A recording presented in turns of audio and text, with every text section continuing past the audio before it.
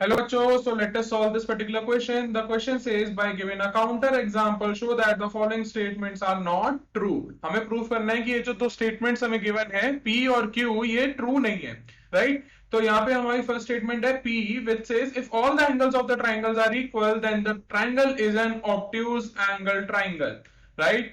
And second statement है Q, the equation x square minus 1 is equal to 0 does not have a root lying between 0 and 2. ठीक है, तो यहां पे हमारे पास की कॉन्सेप्ट क्या यूज होगा? की concept will be used of compound and component statements. Okay, so compound statement क्या होती है? कंपाउंड स्टेटमेंट होती है that is a combination of two or more statements. ठीक है, और कंपोनेंट स्टेटमेंट्स क्या होते हैं? एक कंपाउंड स्टेटमेंट अगर हमें गिवन है that is P and Q, तो उसके कंपोनेंट स्टेटमेंट्स कैसे लिखेंगे हम? P एंड Q उनको अलग अलग करके लिखेंगे. मींस इसके जो दो सब पार्ट्स होते हैं उनको अलग अलग करके लिखते हैं, तो उन दो स्टेटमेंट्स को कंपोनेंट स्टेटमेंट बोला जाता है उस कंपाउंड स्टेटमेंट का, राइट? तो हम हमारा फर्स्ट एग्जांपल देख लेते हैं. हमारे पास गिवन है P if all the angles of a triangle are equal then the triangle is an obtuse angle triangle. ठीक है, तो हम इसको ब्रेक करेंगे Q एंड R स्टेटमेंट में. ठीक है, सो हमारे पास Q स्टेटमेंट क्या हो जाएगी? पहले देख लेते हैं. All the angles of a triangle are equal, right? All the angles of a triangle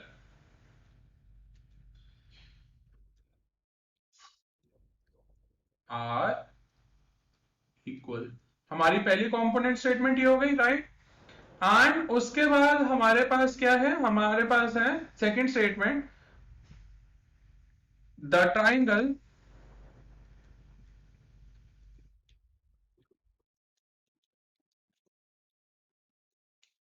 is an obtuse angled triangle, right? वो ट्राइंगल क्या होगा? ऑब्ट्यूज एंगल ट्राइंगल होगा. अब हमें अगर इस पी स्टेटमेंट को जो हमें गिवन है फर्स्ट स्टेटमेंट, इसको फॉल्स प्रूव करना है, मींस वो ट्रू नहीं है, तो हम क्या करेंगे?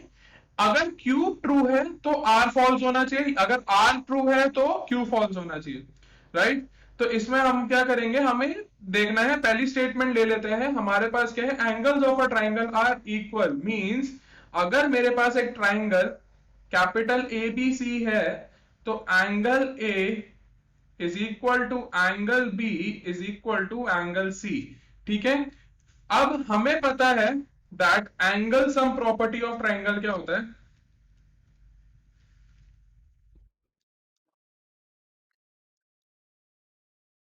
Of triangle. Angle sum property of triangle क्या कहता है कि एक ट्राइंगल के जो थ्री एंगल्स हैं उनका सम होना चाहिए 180 डिग्री, राइट? अब यहाँ पे थ्री एंगल्स वो तो आपस में इक्वल है, तो उनको मैं क्या लिख सकता हूं? Angle A plus angle A plus angle A that is equal to 180 degree. ठीक है, सो यहां से मेरे पास आ जाएगा three angle A is equal to 180 degree. ठीक है, अब एंगल ए क्या हो जाएगा मेरा? 180 डिग्री डिवाइडेड बाय 3, तो यहां से मेरे पास आ जाएगा 60 डिग्री. अब 60 डिग्री हमारा किस चीज के लिए होता है? 60 डिग्री हमारा जो एंगल होता है वो होता है इक्विलेटरल ट्राइंगल के लिए, राइट? और इक्विलेटरल ट्राइंगल जो है हमारा वो क्या होता है? वो होता है एक्यूट एंगल ट्राइंगल. ठीक है, और हमारा जो 60 डिग्री है वो भी एक एक्यूट एंगल है, तो ये ऑब्ट्यूज तो हो नहीं सकता. तो हमारी जो सेकंड स्टेटमेंट है वो फॉल्स हो गई, और फर्स्ट क्यू स्टेटमेंट जो है वो ट्रू है, बट सेकंड स्टेटमेंट जो आर है वो फॉल्स हो गई, राइट? तो हमारे पास क्या आ गया? देयरफॉर हेंस प्रूव्ड कि हमारी जो पी स्टेटमेंट है इज फॉल्स। ठीक है, पी स्टेटमेंट हमारी फॉल्स है।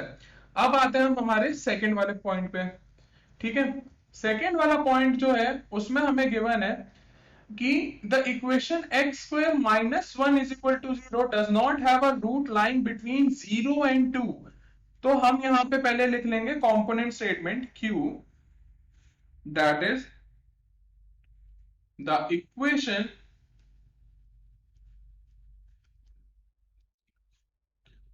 X square minus one is equal to zero does not have a root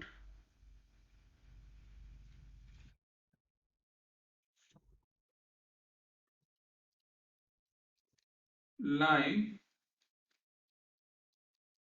between 0 and 2।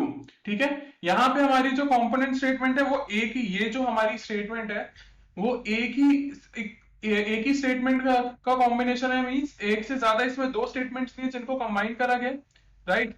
तो यहां पे हमारे पास हम अब इस स्टेटमेंट को फॉल्स प्रूफ करेंगे ताकि हमारे पास जो आ जाए गिवन स्टेटमेंट आ जाए वो हमारी क्यू जो स्टेटमेंट है वो फॉल्स हो जाए। तो हम यहाँ पे क्या करने वाले हैं, हम यहाँ पे x square minus one is equal to zero देख लेते हैं।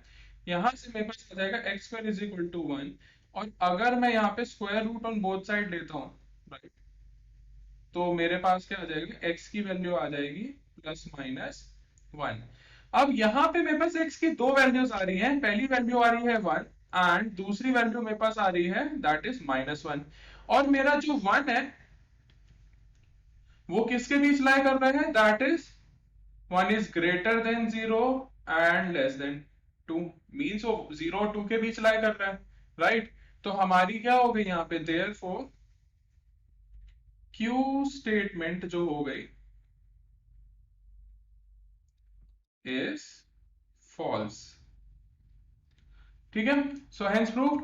So I hope you got the answer for this question, best of luck।